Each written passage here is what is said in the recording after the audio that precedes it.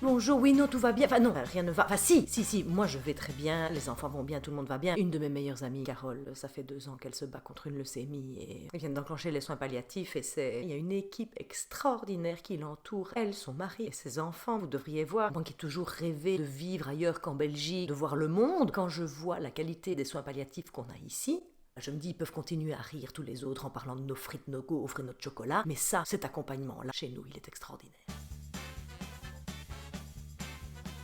Forcément, j'ai dû en parler aux enfants. Les 2 grands sont au courant, mais enfin les 2 petites, 9 ans et 4 ans, sont des âges qui sont encore un peu... Mais bon, là, il a bien fallu que je leur en parle. Ah, Mathilde a tout de suite dit, c'est quoi les soins patatifs? Pas patatifs, chérie. Palliatifs. Palliatifs, c'est-à-dire qu'on pallie à quelque chose. Là, j'ai bien senti que je m'embarquais sur des choses un peu compliquées, mais je dis, tu vois, Carole, elle est en fin de vie. Ça veut dire quoi, en fin de vie? Ça veut dire qu'elle va bientôt mourir. Voilà. Ça veut dire qu'elle va aller dans le ciel? Je dis oui. Pourquoi est-ce qu'elle va aller dans le ciel? Elle est pas vieille. Parce que c'est plus possible pour elle de lutter contre la maladie. Oui, mais ça va t'arriver aussi. Je dis non. Enfin, oui. Enfin, non.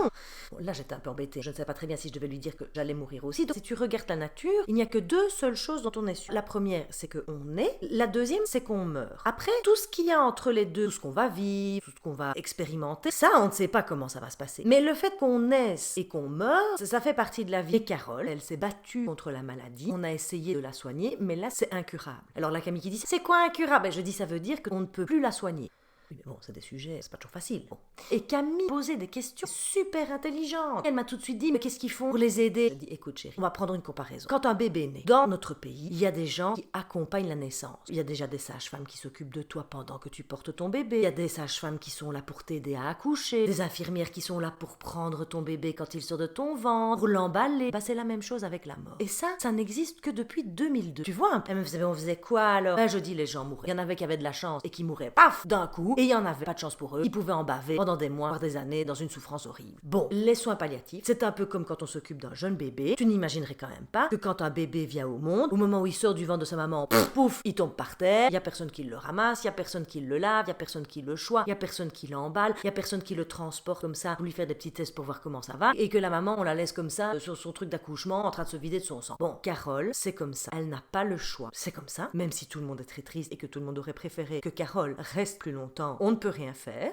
Donc, qu'est-ce qu'on peut faire pour lui montrer tout notre amour? C'est l'entourer du plus de soins possible. Voilà. Donc, il y a une équipe qui s'occupe d'elle et leur métier, c'est de lui offrir un confort et ils lui ont acheté un nouveau lit. Je dis oui, ils l'ont installée dans un autre lit, elle a pu rentrer chez elle et ils sont là pour l'aider pour ne pas avoir mal. Et pourquoi qu'elle a mal? Parce que sa maladie lui fait mal et que si on ne l'aidait pas, elle aurait très mal. Bon. C'était pas évident. Bertrand rentre le soir. Mathilde, évidemment, la première chose qu'elle dit, c'est: il y a Carole qui est en soins palliatifs et maman aussi, elle va bientôt mourir.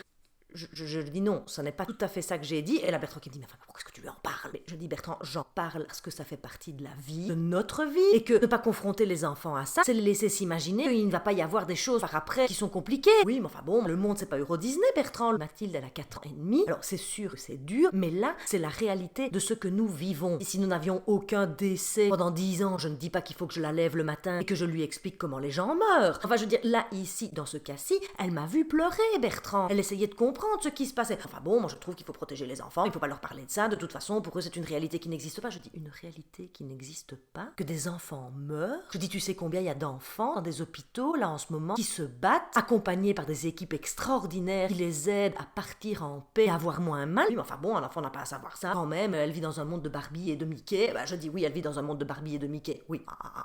Alors oui, certes, Barbie est encore un peu plus jeune que Mickey, mais enfin Mickey, il a déjà plus ou moins 90 ans, et à un moment donné, oui, il n'a pas changé. Et il a bien de la chance. Voilà, parce que nous, on va mourir, Bertrand. Et que c'est comme ça. Tout ce qui naît meurt. Et si on n'en parle pas un peu plus, Bertrand, si on n'essaye pas de transmettre ça à nos enfants, le jour où ils sont confrontés véritablement à la mort, ils sont complètement perdus. Moi, je veux que nos enfants comprennent qu'on a la chance de vivre dans un pays où il y a des soins, d'accompagnement, où c'est plus que des soins. Donc ça a généré tout un débat. J'ai d'ailleurs dit aux enfants, on va se prendre un petit moment, on va envoyer plein d'ondes pour tous ceux qui traversent des épreuves de la vie qui sont difficiles, et on va leur envoyer plein d'énergie positive. Voilà. Mathilde a passé toute sa fin de soirée comme ça. Et je dis, qu'est-ce que tu fais, ma puce? Elle dit, j'envoie toutes mes ondes à tous les gens qui sont en soins palliatifs et qui vont peut-être bientôt mourir.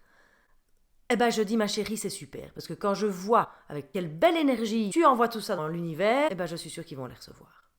C'est bien.